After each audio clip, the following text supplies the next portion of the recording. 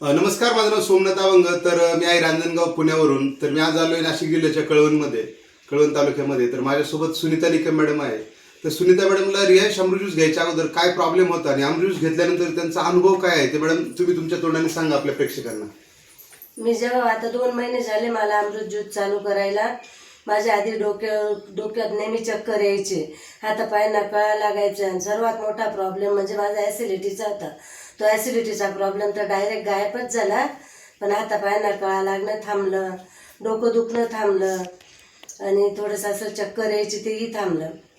Yes, तर मित्रांनो आपण पाहू शकतो हातापायांना कळा येणे, हातपाय दुखणे, चक्कर येणे, म्हणजे जे काही त्यांचे त्रास होते सगळ्यात महत्त्वाचं म्हणजे ॲसिडिटीचा त्रास, तो पण पूर्णपणे थांबला. किती दिवसापासून ॲसिडिटी होती तुम्हाला? ॲसिडिटी खूप दिवसापासून होती. भरपूर गोळ्या औषधं खाल्ले पण त्याच्याने फरकच नव्हता पडत. येस, पण हे ज्यूस घेतल्यापासून डायरेक्ट गायब झाले. तर मित्रांनो तुम्हाला जर सिमिलर प्रॉब्लेम असेल तर आपला एक वेळ अवश्य 3 महिन्याचा कोर्स करा.